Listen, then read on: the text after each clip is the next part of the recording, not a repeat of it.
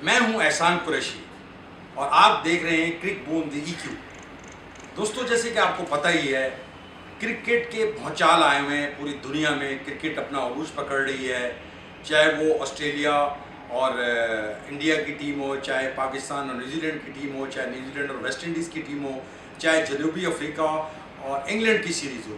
और जैसा कि आप जानते हैं, ऑस्ट्रेलिया और न्यूजीलैंड के बर आज़म में जो सीरीज़ चल रही है उसमें तमाशाइयों को आने की इजाज़त मिल गई है और एक नई रूह फूंक दी है तमाशाइयों की वापसी। कोविड-19 के बाद कोरोना वायरस ने काफ़ी तबाही मचाई और इस स्टेडियम में जब PSL हुआ तो तमाशाई नहीं थे, बड़े ज़बरदस्त मैचेस हुए। लेकिन हम आते हैं असल मुद्दे की तरफ। पाकिस्तान की क्रिकेट जो है उस वक्त थोड़ा सा क्राइसिस में लग रही है। एक कोविड-19 का इशू हुआ था और उसके बाद पाकिस्तान के कप्तान बाबर आजम का दूसरा इशू है। लाहौर में एक खातून शमेज़ा ने इल्ज़ामात की उनके ऊपर भरमार कर दी, लेकिन अभी तक उसके ऊपर कोई रद्द-ए-अमल नहीं आया। पूरी दुनिया में वायरल हो गया, लेकिन ना उसकी तरफ से कोई, बाबर आजम की तरफ से कोई रिएक्शन आया, ना क्रिकेट बोर्ड ने किया। हालांकि क्रिकेट बोर्ड के जो मीडिया डायरेक्टर समीर हसन ने, उन्होंने कहा कि ये बाबर आजम का ज़ाती मामला है, लेकिन ये ज़ाती मामला अब नहीं रहा, क्योंकि बाबर आजम पाकिस्तान के कप्तान हैं। एक फॉर्मेट नहीं, तीनों फॉर्मेट में पाकिस्तान के कप्तान हैं, पाकिस्तान के रोल मॉडल हैं, पाकिस्तान के सुपरस्टार हैं। ये क्लियरेंस चाहिए उनको कि ये क्या हुआ। देखिए, चाहे कुछ भी हो, प्लेयर कितना भी स्ट्रांग हो, इस तरह के वाक़यात ये क्यों हुआ, इसके पीछे क्या वामिल है, क्या मुहर्रिकात हैं, ये तो इन्वेस्टिगेशन होनी चाहिए इसकी बड़ी हाई लेवल पे। लाहौर प्रेस क्लब में वो प्रेस कॉन्फ्रेंस हुई और बड़े इल्ज़ामात लगाए खातून ने कि बाबर आजम ने उनके साथ किया। मुझे वो अच्छा भी नहीं लग रहा, क्योंकि मैं खुद भी ज़ाती तौर पर बाबर आजम पाकिस्तान के बड़े स्टार हैं, लेकिन ये जो प्रेशर कोविड-19 का आया है और ये जो इल्ज़ामात बाबर आजम पे लगे हैं, हमारी दुआ है कि वो इस मंझधार से निकलें और पाकिस्तान की टीम न्यूजीलैंड के खिलाफ न सिर्फ T20 सीरीज़ में बल्कि टेस्ट सीरीज़ में भी अच्छी परफॉर्मेंस का। हालांकि पाकिस्तान का रिकॉर्ड इतना अच्छा नहीं है। पाकिस्तान और जिस तरह क्या न्यूजीलैंड की टीम परफॉर्म कर रही है, वो पाकिस्तान के लिए बड़ी मुश्किलात पैदा कर सकता है। लेकिन अगर पाकिस्तान की टीम इसके बावजूद कि क्राइसिस में आने के बावजूद पाकिस्तान की टीम हमेशा जो है वो इमर्ज करती है। लेकिन अब हम आते हैं जो वेस्ट इंडीज़ और न्यूजीलैंड के दरमियान जो सीरीज़ हो रही है, उसमें न्यूजीलैंड ने ऑलमोस्ट क्लीन स्वीप कर लेना था, लेकिन एक मैच बारिश की नज़र हो गया। लेकिन 2 मैचों में जो उन्होंने जीत हासिल की, यानी 16 ओवर्स के मैच में भी वेस्ट इंडीज़ ने 180 रन किए और उसके बावजूद न्यूजीलैंड की टीम जो है वो डकवर लुईस के मैटर पे जीती। और दूसरा मैच तो उन्होंने कमाल ही खेला, यानी T20 की तारीख का 238 रन का टोटल उन्होंने 20 ओवर्स में किया, जो 5वां बड़ा टोटल है। और इस मैच में यानी आप अंदाज़ा लगाएं, जो नए प्लेयर हैं उनके, ग्लेन फिलिप्स और कॉनवॉय, उन्होंने जो वेस्ट इंडीज़ की बॉलिंग के साथ किया वो भी मतलब आप सोच नहीं सकते। फास्टेस्ट, 5वीं फास्टेस्ट उन्होंने ये जो है T20 की सेंचुरी बनाई और न्यूजीलैंड के लिए सबसे तेज़ तरीन सेंचुरी बनाई। सिर्फ 47 गेंदों पर ग्लेन फिलिप्स ने सेंचुरी स्कोर की, जिससे आप अंदाज़ा लगा सकते हैं कि उनकी कितनी बड़ी ताकत है। और जो अपना डेवन मैके हैं, वो जो नए प्लेयर हैं, उन्होंने भी 187 रन की पार्टनरशिप की, जिससे अंदाज़ा लगा सकते हैं कितनी ताकतवर है। हालांकि केन विलियमसन भी इसमें नहीं खेल रहे, उनके 2-3 प्लेयर भी नहीं खेल रहे हैं, लेकिन इसके बावजूद जो न्यूजीलैंड की टीम ने परफॉर्मेंस दी है बड़ी आउटस्टैंडिंग है। अब हम चलते हैं सिडनी ग्राउंड की, क्रिकेट ग्राउंड की तरफ, जहाँ ऑस्ट्रेलिया ने स्टीव स्मिथ की शानदार बैटिंग की बदौलत, मतलब ये आप समझ लें कि इंडिया का हशर कर दिया। 2-0 से उन्होंने सीरीज़ जीत ली और स्टीव स्मिथ ने पिछले मैच में भी सेंचुरी बनाई इसी ग्राउंड पर, सिडनी ग्राउंड में, क्रिकेट ग्राउंड पर। और उसके बाद भी उन्होंने अगले मैच में भी उन्होंने सेंचुरी स्कोर की और जिस तरह इंडिया की टीम को शिकस्त हुई वो वाकई लम्हा फिक्रिया। लेकिन एक और भी इसमें मैं कहना चाहूँगा कि इंडिया की टीम ने काफ़ी अच्छा फाइट बैक किया। 390 रन का उनको टारगेट मिला था दूसरे मैच में। इससे पहले भी उन्होंने, जो पहला भी मैच में बड़ा टारगेट मिला, लेकिन उसके बावजूद भी उन्होंने काफ़ी फाइट बैक की। लेकिन बहुत बड़ा प्रेशर है विराट कोहली पर। वो कहते हैं जनाब रोहित शर्मा के ना जाने से बड़ा फ़र्क पड़ा है, लेकिन मेरा ख्याल है जो उनके पास टैलेंट है वो बहुत है और मेरा ख्याल है कि काफ़ी फाइट बैक करने की सलाहियत लगती है। लेकिन अब इस वक्त मौका है ऑस्ट्रेलिया के लिए कि वो क्लीन स्वीप करे तीसरे मैच में।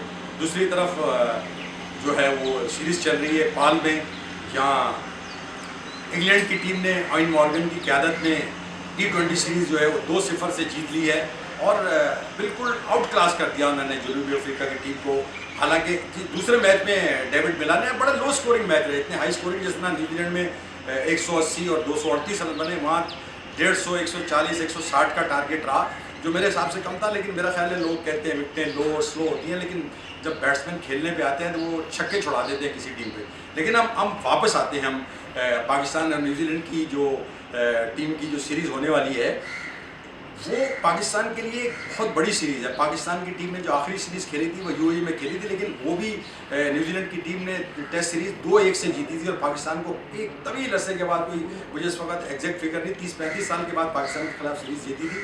लेकिन पाकिस्तान ने T20 सीरीज़ जीती थी। अब जो बाबर आजम और केन विलियमसन जो है, वो जो आजकल रेस्ट कर रहे हैं, उनकी वापसी होगी और सीरीज़ होगी बड़ी ज़बरदस्त। और पाकिस्तान और न्यूजीलैंड के दरमियान जो सीरीज़ होने वाली है, उसके बारे में डिस्कशन के लिए आज हमने अपने दावत दिया है पाकिस्तान के साबिक ओपनिंग बैट्समैन शोएब मोहम्मद को, जिन्होंने कि 7 मैचों में 800 से ज़्यादा रन बनाए और उनका 106 से ऊपर का एवरेज है न्यूजीलैंड के खिलाफ।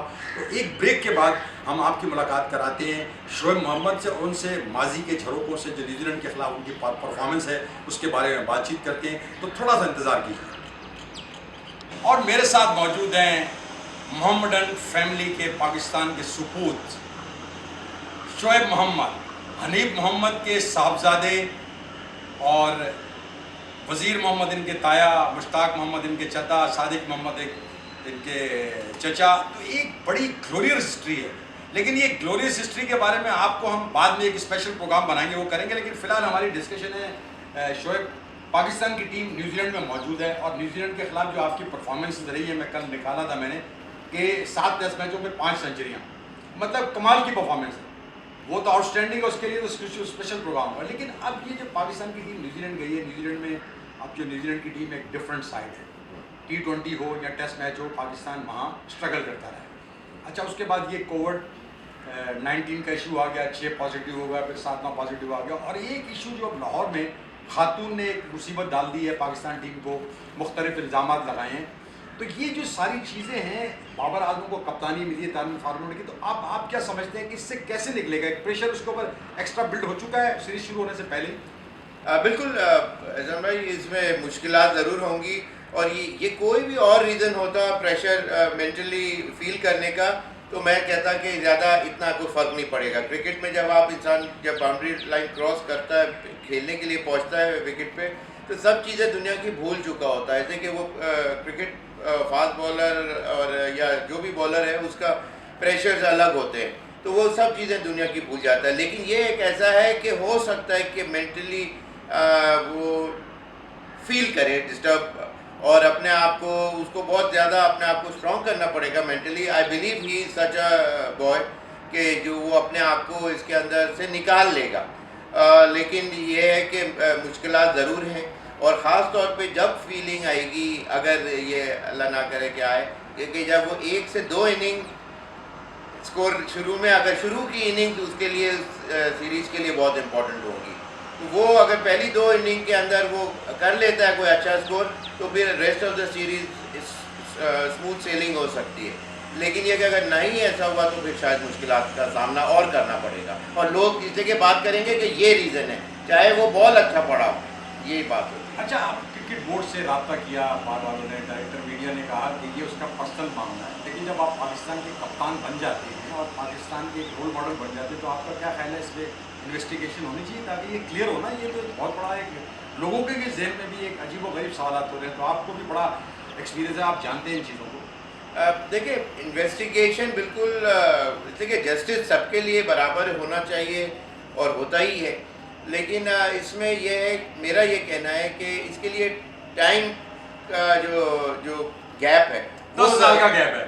नहीं, मेरा मतलब वो तो अपनी जगह 10 साल का वो गैप है, लेकिन इस वक्त करंट सीरीज चल रही है, पाकिस्तान का वो एस प्लेयर है, कैप्टन भी है, और पाकिस्तान का नाम भी अटैच्ड है at the same time, not only just one thing.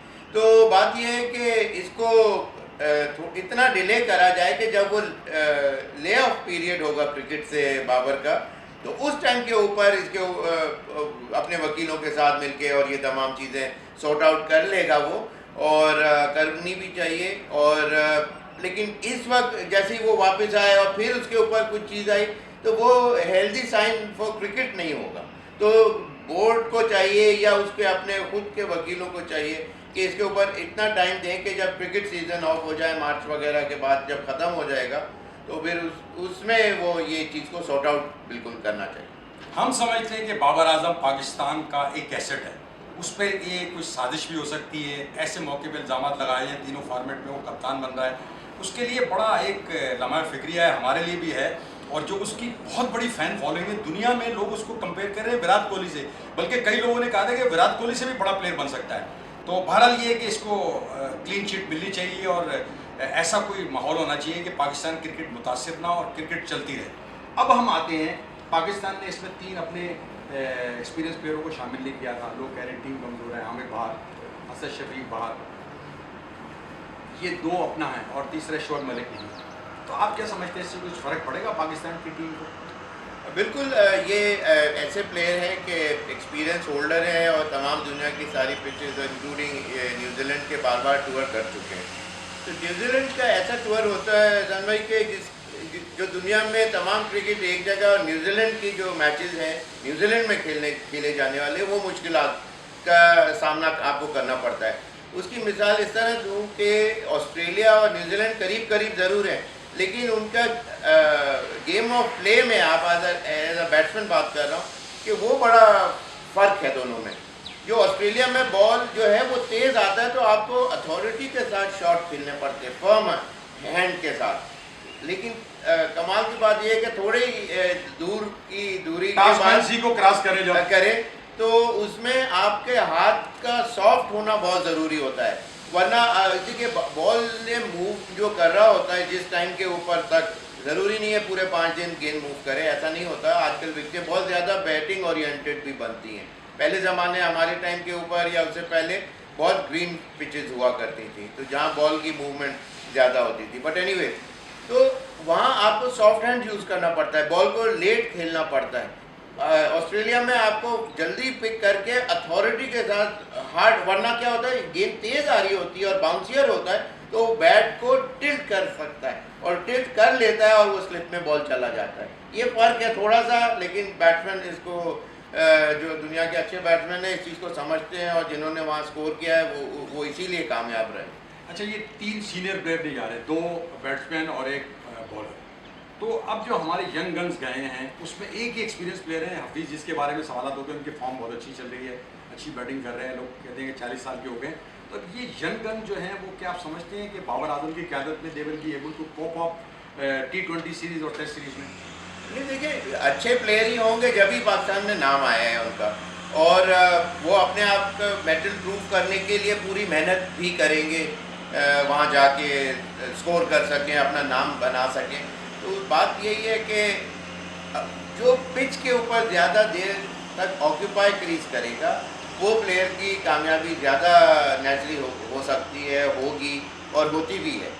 और जहाँ तक हफीज़, कोई शक नहीं, बहुत अच्छी फॉर्म में है वो, बिल्कुल पहले से भी बहुत ज़्यादा अच्छा खेल रहे हैं माशाल्लाह। तो जो टॉप प्लेयर्स होते हैं ना उनके ऊपर रिलाय पूरी टीम कर रही होती है, और अगर हैंड्स अप करके बाहर आ जाएं जल्दी या फॉल स्ट्रोक से आ जाएं आउट होके, तो पूरी टीम के ऊपर वो डेंट जो है वो नीचे तक पड़ता है और उसमें जल्दी टीम का जो कॉन्फिडेंस लेवल है वो लो हो जाता है। अगर टॉप प्लेयर आपका थोड़ा सा स्टेबिलिटी दे दे, 2-250 पे 2 ही आउट हुए हों, तो फिर उसमें नीचे वाले जो यंगन जैसे आपने कहा जो जाएंगे उनको भी एक होगा कि अच्छा जी रिस्पेक्टेबल टोटल है, हमें बचना नहीं है, हम अपने शॉट्स भी थोड़ा सेट होने के बाद खेल सकते हैं। वरना अगर 25 पे 4 आउट जो sorry saga usually Pakistan team के साथ अगेंस्ट सीम बॉलर्स लगा होता है, उस कंडीशन में फिर वही बात है कि जितनी अच्छी जिस प्लेयर की टेक्निक होगी, आय होगी, डिटर्मिन होगा, पैशनेट होगा, वो कामयाब हो सकता है। देखिए वो टाइम वो निकालेगा, मुश्किल टाइम हमेशा थोड़ी देर के लिए रहता है, पूरा टाइम के लिए नहीं रहता है। तो उसके अंदर वो, लेकिन उसको आपको कंट्रोल ऑफ नर्व्स जो है वो बहुत ज़रूरी होता है उस टाइम पीरियड के ऊपर। वो चाहे वो 4 से 8 ओवर का स्पेल हो किसी एक, जैसे कि हर बॉलर भी इतना अच्छा नहीं होता जितना दूसरा एक top class world class bowler होता है, तो उसके ओवर्स निकाल के उसके ऊपर आपको सेंसिबली 1s and 2s के ऊपर रिलाई करना पड़ता है, और उसकी अच्छी बॉल को छोड़ के खेलना न्यूजीलैंड में बड़ा ज़रूरी होता है। और फिर जब ये स्मूथ से वो टाइम पीरियड निकल जाए तो फिर आपको रन, जैसे कि आप जब बेस्ट बॉलर को आप अच्छा खेल लेते हैं तो दूसरे बॉलर ईजियर लगते हैं और आपका कॉन्फिडेंस बढ़ चुका होता है, इतनी देर तक 20-25 रन लग चुके होते हैं बोर्ड पे, तो उससे फिर आप 25 से 30, फिर 30 से 40, 40 से 50 को आई करते हैं और फिर अपने स्ट्रोक खेल के 70-80 और फिर सेंचुरी इस तरह बनती है। अच्छा, यहाँ पर आपने अभी बाबर आजम और हमने मोहम्मद हफीज़ का नाम लिया, तो they hold the key for Pakistan in this series. इसमें कोई शक नहीं, आपके जो एज प्लेयर्स हैं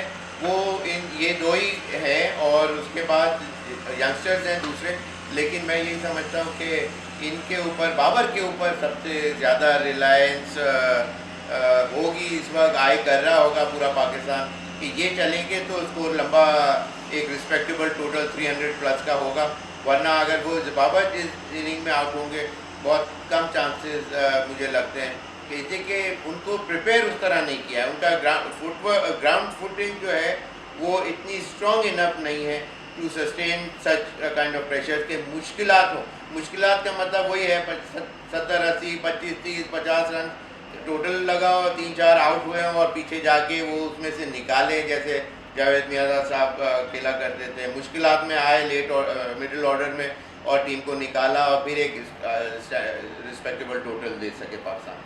हम बात कर रहे हैं पाकिस्तान के साबिक ओपनिंग बैट्समैन और मोहम्मडन फैमिली के एक अहम रुकन शोएब मोहम्मद से। शोएब मोहम्मद ने आपसे बातें जो की वो टेस्ट मैचों के बारे में। शोएब, अब जो पहले स्टार्ट होगा T20 सीरीज़, अब हमने जिम्बाब्वे के खिलाफ जो सीरीज़ खेली थी 160-140 का, लेकिन हम देख रहे हैं वेस्ट इंडीज़ के खिलाफ जिस तरह की बैटिंग की है न्यूजीलैंड ने, और ख़ास तौर पर उनके जो नए लड़के आए हैं, एक ग्लेन फिलिप्स है और दूसरा डेवन कॉनवे है, उन्होंने 186 रन की पार्टनरशिप कर दी और फास्टेस्ट 100 उन्होंने किया और 238 रन बनाए। तो इस कंडीशन में जबकि उनके 3-4 सीनियर प्लेयर नहीं खेल रहे, तो ये समझते हैं कि पाकिस्तान के लिए एक थोड़ा सा ये डेंजर मैसेज है 238 रन करना, और 180 भी उन्होंने 16 ओवर्स में चेस कर लिए। तो आप क्या समझते हैं, प्रेशर बिल्ड कर रहा है और जिस तरह की क्रिकेट न्यूजीलैंड खेल रहा है T20 में खतरनाक है पाकिस्तान के लिए? इसमें कोई शक नहीं, न्यूजीलैंड देखें स्ट्रॉन्ग से stronger side over the period of time बनती है। उनका ग्राफ ऐसा नहीं है कि टॉपसी टर्विड आएगा ऊपर, कभी आज नीचे, कल वापस ऊपर आ गया फिर नीचे आए, ऐसा नहीं। वेरएज पाकिस्तान का ये स्टैंडर्ड रहा है कि कभी एक इंडिविजुअल, एक आध प्लेयर की वजह से अच्छा हो गया, दूसरे दिन एकदम लो परफॉर्मेंस हो गई, फिर लो यानी श्रीलंका की बी टीम से भी हार जाए और फिर इस तरह से अभी जिम्बाब्वे से भी बड़ा मुश्किलों से जीतने में कामयाबी मिली। तो बात यह है कि जो मैंने आपके पिछले प्रोग्राम में भी कुछ अर्सा पहले यही कहा था कि पाकिस्तान का जो सेटअप है उसके अंदर अच्छे माइंडसेट के लोग नहीं उस तरह के हैं जिन्होंने खुद प्रूफ किया हो अगेंस्ट मुश्किलात का सामना करके अपने आप को निकाला हो, उस चीज़ को समझते हो बैटिंग को। वो लोग पूरे PCB के सेटअप में लोग हैं जो ज़्यादातर अपने लाइफ टाइम में फेलियर्स रहे। वो जो आज के बच्चों को, चाहे वो अंडर-19 हो या उसके ऊपर की जो टीमें होती हैं या उस सर्किट के अंदर जितने तमाम लोग होते हैं, उन प्लेयरों के ऊपर वो लोग काम कर रहे हैं जो खुद फेलियर्स हैं। वो आप कैसे एक्सपेक्ट कर सकते हैं कि फार्मूला 1 की कार, रेसिंग कार हो और उसके अंदर लो क्वालिटी फ्यूल हो और आप चाह रहे हो कि दुनिया की फास्टेस्ट मैक्लेरन फार्मूला 1 रेस जीत भी जाए वो वाली गाड़ी, चाहे वो दुनिया का बेस्ट ड्राइवर ही क्यों ना चला रहे हो। वो कहते हैं ना, you are what you eat, जो आप जो खाते हैं वो दैट्स व्हाट यू आर। तो अंदर आप घास खा के गोश्त वाली ताकत नहीं ला सकते जिस तरह, उसी तरह हमारी जो टीम के अंदर आप जो चीज़ सिखाई जाती है, जब तक डीप एंड में वही बात है कि जब स्विम आउट आप नहीं करके आएंगे आपको उसके प्रेशर्स नहीं पता होंगे।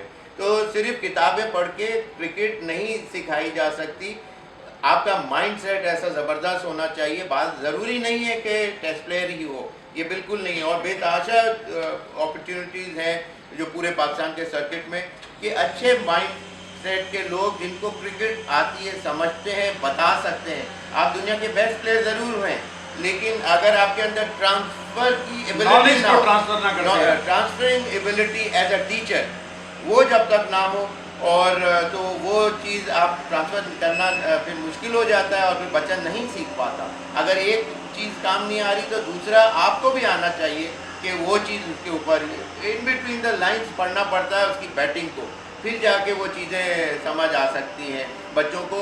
और बाज़ दफ़ा और ये भी होता है कि एक प्लेयर के अंदर वो एबिलिटी है, बाज़ प्लेयरों में होती है एक्स्ट्राऑर्डिनरी सीखने की। और वैसे तो देखा जाए पाकिस्तान टीम की बात कर रहा हूँ तो इसके लिए तो मैं यही कहूँगा you got to be a teacher rather than a student right at the top. Batting order के अंदर you got to be a teacher. वहाँ आके अगर आप एज अ स्टूडेंट खेलेंगे तो फिर वो एक्सपोज होंगे, उसका रिजल्ट नहीं आएगा। अच्छा, अब हम मुख्तसर बातें करेंगे। हमारी जो बॉलिंग के बारे में कहा जाता है ये ज़्यादा स्ट्रॉन्ग है, बैटिंग के बारे में आपका क्या ख्याल है? नहीं अभी मैं समझता हूँ कि हमारी बैटिंग और बॉलिंग जो है, बॉलिंग इसलिए कि और उसमें एक आध जैसे शाहीन तो बहुत अच्छे स्टार हमारे को मिले हैं, लेकिन ओवरऑल देखा जाए तो इस वक्त हमारी जो दोनों बॉलिंग और बैटिंग का इक्विलिब्रियम जो है वो मोर और less on the same path है। Is the weakest link is the fielding aspect of it. Fielding के अंदर जैसे आपने पीएसएल में देखा कि इवन यहाँ या इससे पहले भी जो सेशन हुआ था पीएसएल और सॉरी T20 का पिछले दिनों जो पीसीबी ने जो कराया था उसके अंदर फील्डिंग का जो प्रोस्पेक्ट जो था यंगस्टर्स की तरफ से या दूसरे प्लेयरों से वो बहुत पुअर नज़र आया मेरे स्टैंडर्ड्स के पॉइंट ऑफ व्यू से। तो उस लिहाज से हमारे को वहाँ वही बात है कि अच्छे प्लेयर का अगर उसको अपॉर्चुनिटी दे दी जाए तो फिर वो फिर he never looks back and go for a big score. और आपके ज़माने में पाकिस्तान में बड़े बड़े टॉप के ऑलराउंडर होते थे, खासतौर पर कप्तान इमरान खान जो वज़ीर आज़म है हमारे जी हाँ, मुल्क के। बेशक। अब आपको कमी नज़र आती है हमारे पास पाकिस्तान के पास कोई जीनियन ऑलराउंडर नहीं है जैसे अब्दुल रज़ाक के जाने के बाद? बिल्कुल उसके लिए देखिए वही बात है कि प्रिपेयर करना पड़ता है। अगर एक बॉलर बहुत अच्छा है और उसकी बैटिंग वीकर है तो 1 साल 6 महीने 1 साल 1.5 साल 2 साल आप कितना और एक्सपेक्ट करेंगे, उसके अंदर उसको फाइन ट्यून करके उसको बेटर करें। सबसे बड़ी मिसाल अभी आपको मैं दे देता हूँ, आप हैंड्स अप कर लेंगे इसी वक्त। स्टीव स्मिथ 7 नंबर का बैट्समैन, दुनिया का अब नंबर 1 बैट्समैन कहलाता है, सेंचुरियों पे सेंचुरियाँ आके स्कोर करता है। कैसे जस्ट आफ्टर द ब्लू तो नहीं हो सकती ये चीज़ें। तो आपका ख्याल है कि जस्टिन लैंगर का उसमें बड़ा रोल है? इसमें कोई शक नहीं, जिसका जो भी उनके कोचेस में से हैं उसको मेंटली प्रिपेयर किया कि you can become the best player around the world. उसके लिए एम जब हाई होते हैं ना, हाईएस्ट पॉइंट पे आपके एम्स होते हैं, तो then you either reach at the point above और बी समवेयर अराउंड इट। दिमाग में आपको ये होना चाहिए कि जो मेरा माइंडसेट, मेरा फोकस दुनिया के टॉप क्लास एक्ट प्लेयरों में होना चाहिए बैट्समैन, ना कि दुनिया का सबसे बेस्ट या फिर उसके अराउंड। तो वो जब आप अपने एम्स को हाई रख के फिक्स पॉइंट के ऊपर वो उसके ऊपर कोशिश करते हैं, मेहनत, फिर उसकी जो मेहनत है वो टोटली डिफरेंट बॉल गेम हो जाता है। उसके लिए आपको आई साइट के साथ टेक्निक, आपका बॉडी का जो बैलेंस और ये तमाम चीज़ें, फास्ट विकेट पे कैसे खेलना है, सॉफ्ट पे कैसे खेलना है, टर्निंग पे कैसे खेलना है, उसके लिए तैयारी करनी पड़ती है। ऐसा नहीं है कि मैं आज बस प्रैक्टिस कर रहा हूँ, आज मैं वेस्ट इंडीज़ में भी जाके उसी तरह से खेल रहा हूँ, ऑस्ट्रेलिया में भी, न्यूजीलैंड में भी, ऐसा नहीं होता। उसके लिए जब मुश्किलात आती हैं डिफरेंट टाइप की तो उसको अडेप्ट करना पड़ता है आपको। You got to shift your gates आपके टेक्निक में, बाद दफ़ा ग्रिप के अंदर, बाद दफ़ा स्टांस के अंदर, बाद अच्छा श्योर।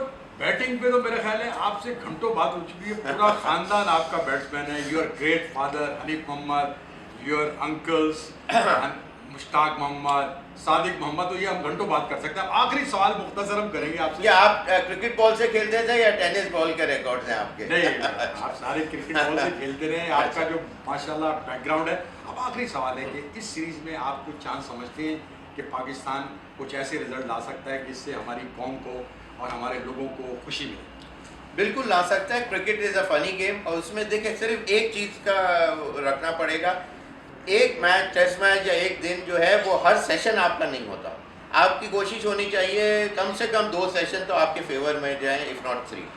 और जो इसलिए कि टेस्ट मैचेस में 3 सेशन जिस तरह होते हैं, बात यह है कि इसके अंदर ऐसे मौका ज़रूर बनता है, गेम ट्विस्ट ज़रूर होता है। एक ही तरफ स्टार्ट हुआ और एक ही तरफ मैच ख़त्म हो गया, ऐसा बहुत कम होता है। 10 में से आधी दफ़ा समझ लें ऐसा होता है। दोनों तरफ जाता है। टेस्ट मैच की ब्यूटी ये है, वो जो अपॉर्चुनिटी मिलेगी जो आपको, उसको आपको टाइटली ग्रिप करना है कि फील्डिंग लैप्सेस ना हो, बैटिंग के अंदर एक रिस्पेक्टेबल टोटल हो और आपके बॉलर्स उस टोटल को बैक कर सकें। मौका ज़रूर मिलेगा, लेकिन उसको ग्रैस्प करने की, उस अपॉर्चुनिटी को फर्म फुटिंग के साथ, वो बहुत ज़रूरी होगा। तो पाकिस्तान बिल्कुल इस केपेबल, मौका भी बनाएगी, लेकिन वो अपने हाथ में रख लेती है या गंवा देती है, वो टाइम वुड ओनली टेल। दोस्तों ये है शोएब मोहम्मद, हमसे गुफ्तगू कर रहे थे पाकिस्तान के ओपनिंग बैट्समैन मोहम्मदन फैमिली के रुकन। देखिए ये बातें जो होती हैं बड़ी लंबी होती हैं, इसमें बहुत गुफ्तगू हो सकती है, लेकिन हमारा जो ये चैनल है, अब असल में जो है क्वारंटीन पीरियड से पाकिस्तान टीम न्यूजीलैंड की निकलेगी, उनको आज़ादी दी जा रही है कि ग्राउंड में थोड़ी सी प्रैक्टिस करे जाके। लेकिन इसके लिए जो होता है ना यूट्यूब चैनल, इसके लिए ज़रूरी होता है कि आप हमें सपोर्ट करें। हमारे इस चैनल को क्रिक बूम विद EQ, इसको सब्सक्राइब करें, शेयर करें और लाइक करें। Shoaib Mohammad, thank you very much. Pleasure, thank you very much. Thank you.